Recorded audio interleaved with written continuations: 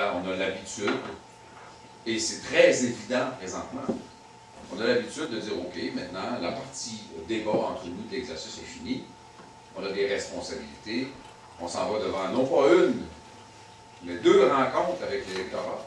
Une première rencontre qui sera destinée à former un gouvernement, et une autre rencontre dont le but sera de concrétiser la souveraineté du Québec. Ça définit l'ampleur de nos défis. Ça définit l'ampleur de la responsabilité qu'on a. Nous ne sommes pas que des gestionnaires. Nous sommes des gestionnaires qui allons aller chercher la confiance des gens. On va tellement leur faire confiance qu'ils vont nous donner le mandat exceptionnel entre tous et qui n'arrive qu'une fois dans l'histoire d'une nation, c'est celui de réaliser notre souveraineté. Ça vous donne une idée de l'importance du mandat, ça vous donne une idée de la hauteur de la barre. Il y a des gens qui voudraient faire des raccourcis et que le raccourci serait la démonstration qu'ils sont plus souverainistes que nous. Vous savez, moi, le souverainomètre qui sert à mesurer le niveau souverainiste de chaque militant, j'y crois assez peu. Mais imaginons qu'environ 40% des Québécois, à peu près, disent oui à l'indépendance.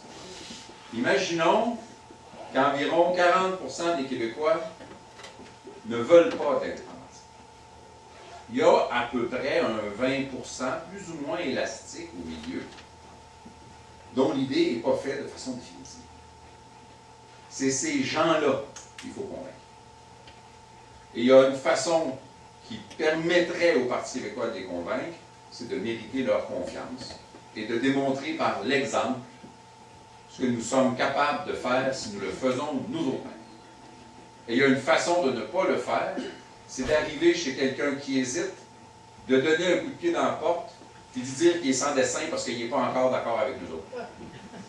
Alors moi, je pense que la stratégie qui est celle du Parti québécois et qui est celle de Mme Marois est clairement la meilleure, et je le pensais suffisamment pour que ce soit la raison pour laquelle j'ai fait le choix, mon petit choix personnel, d'aller en politique active. Parce qu'auparavant, j'étais dans le milieu culturel et je m'ennuyais pas. J'étais gérant d'Éric Lapointe, donc je m'ennuyais pas. Et maintenant, je pense encore, et plus que jamais, que l'approche de Mme Marois est la meilleure pour nous amener le plus vite possible à notre pays.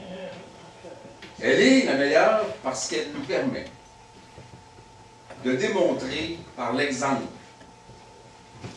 ce que nous pouvons faire comme pays souverain et que nous ne pourrions pas faire, et que nous ne pouvons pas faire comme province. Et c'est pas rien de pouvoir donner des exemples de ça, parce qu'imaginons d'abord le Parti libéral.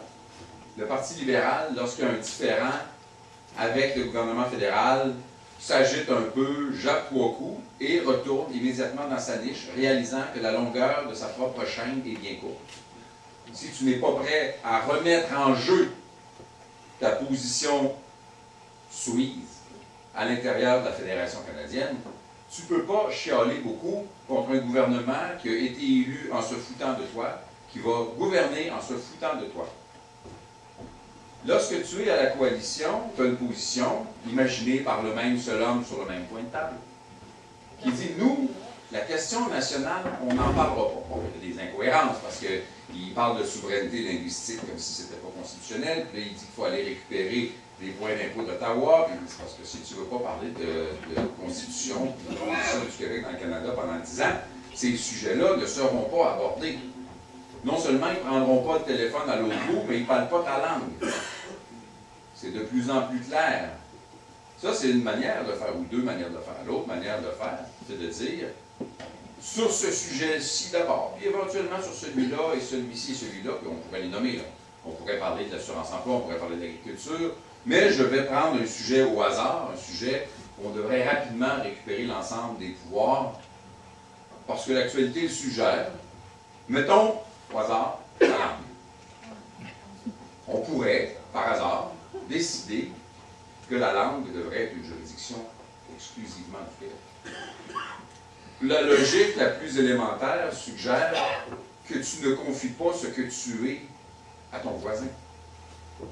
Tu peux par traité mettre un certain nombre de choses en commun avec un autre État souverain, comme toi, tu es un État souverain quand il est normal, mais tu ne lui confieras pas ce que tu es. Dans les traités internationaux, en général, parce qu'il y a des exceptions, il n'y en a pas encore d'exceptions, mais on a peur qu'il y ait des exceptions. Par exemple, le traité de libre-échange avec l'Europe que le Canada est en train de négocier, ou le projet du Canada d'entrer dans une zone de libre-échange sur la ceinture du Pacifique.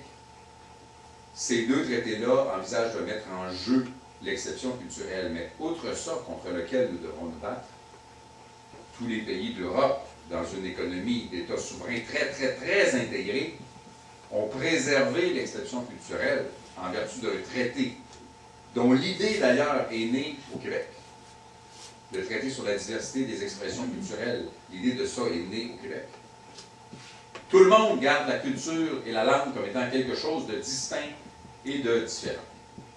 Il serait donc assez élémentaire que nous, au Québec, on fasse la même chose.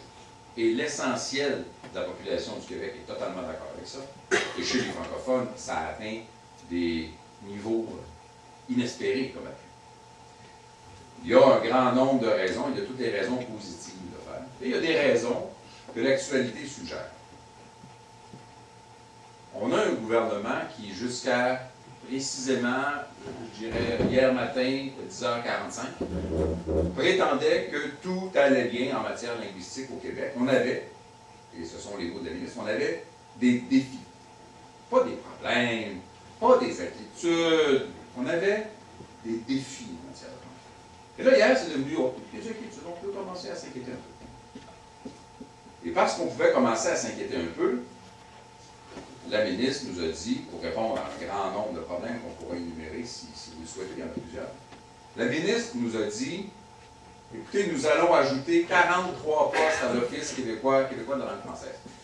Et là, c'était le gros, bon, je la comprends, elle était un peu inquiète parce que, à son interpellation sur les questions linguistiques hier matin, il y avait le porte-parole en langue du Parti québécois, qui n'est pas méchant, qui est un gentil garçon, mais qui était quand même là. Et il y avait M. Curzi, qui joue peut-être plus toujours dans notre équipe, mais quand on parle de langue avec Curzi, il est capable de t'en sacrer une bonne.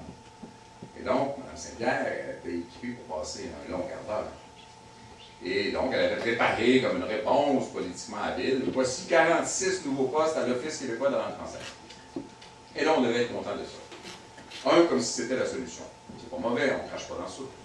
C'est pas mauvais d'ajouter 46 postes à l'Office québécois de la langue française. Mais, tu peux en avoir 200 nouveaux postes. Si tu ne fais qu'envoyer des lettres, donner une petite tape dans le dos, faire un coup de téléphone, il n'y a rien qui va changer. Si tu fais comme le gouvernement a fait envers le maire d'Huntingdon, lui, il dit, la loi 101, je ne la respecterai pas. Je donne un exemple. Madame, j'ai volé votre télévision. Et la réponse du gouvernement, c'est, nous allons enquêter. J'ai volé la télé, là. Vous voulez enquêter sur quoi? Et le gouvernement dit quoi? Dit, au maire d'Huntingdon, nous ne changerons pas la loi. Plutôt que de dire, nous allons te sanctionner pour ne pas la respecter. Et pour insulter des millions de Québécois. C'est comme si, en partie avec la télévision, la police me disait, écoutez, M. Blanchet, vous n'avez pas le droit de voler la télévision de madame. Et on vous avertit, là, on est sévère. On ne changera pas la loi. On ne vous donnera pas le droit de voler la télé de madame, mais bon, en attendant, partez avec. C'est à peu près ça. Vous roulez à 150 sur l'autoroute, la police vous arrête et vous dit, écoutez, là, non, il n'est pas question qu'on change la loi pour vous donner l'autorisation de rouler à 150, mais bonne fin de journée tout le monde. Pas de contravention. Essentiellement, c'est ça. Et ça, qu'est-ce que ça donne comme message? Ça donne le même message que les écoles passerelles. La ministre, elle, nous disait, c'est pas si mal, hein? Il y a eu 200 demandes pour les écoles passerelles qui ne sont pas des écoles passerelles. OK, donc le monde sont passés sur la passerelle, mais ça ne passe pas sur la passerelle. On n'a rien compris personne, mais il y en a 150 qui l'ont obtenu. C'est plutôt satisfaisant. Ah, OK. Il y a 84% des entreprises de plus de 50 employés qui ne sont pas qui sont francisées. Bonne nouvelle, 16% ne sont pas. 35 ans que la loi 101 a été votée. 16% des entreprises, une sur 6 à peu près, ne l'est pas. Bon, la ministre est plutôt contente de ça. C'est pas si mal comme ça. Dans son propre comté, on lui dit, écoutez, il y a eu 133 plaintes de déposées de non-respect de la Charte de la langue française. Là, on ne dit pas au député d'Ongava qu'il n'a pas vu un braconnier qui a tiré un orignal à 8000 km de chez eux. Là. On dit à la ministre dans le comté de l'Acadie, qui est grand comme ma main, que dans son propre comté, Madame la responsable de la Charte de la langue française n'a pas vu plus de 100 infractions grossières à la Charte de la langue française. La réponse? Oui, mais il y a 1600 entreprises dans son comté. Donc, il y en a un peu moins que 10% qui ne respectent pas la loi, c'est pas grave. Mais c'est fascinant, ça. On doit se contenter, et là, il faut poser la question, à quel moment est-ce qu'on commence à appliquer la loi? Et à quel moment est-ce que le principe fait qu'on met le point sur la table et qu'on dit que ça ne marche pas? Donc, le gouvernement peut bien ajouter des postes à l'Office québécois de la langue française. Ça ne réglera pas nécessairement le problème si les postes ajoutés n'ont pas comme vocation de nous assurer que les citoyens vont respecter la loi. C'est simple comme ça. Mais, comme si ça ne suffisait pas, nous avons découvert qu'il n'y avait pas ce fameux 43 postes et un autre que la présidente de l'EQLF avait demandé il y a quelques semaines.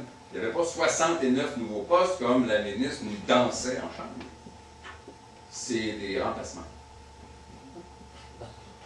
Le gouvernement a une politique de ne remplacer qu'un départ sur deux.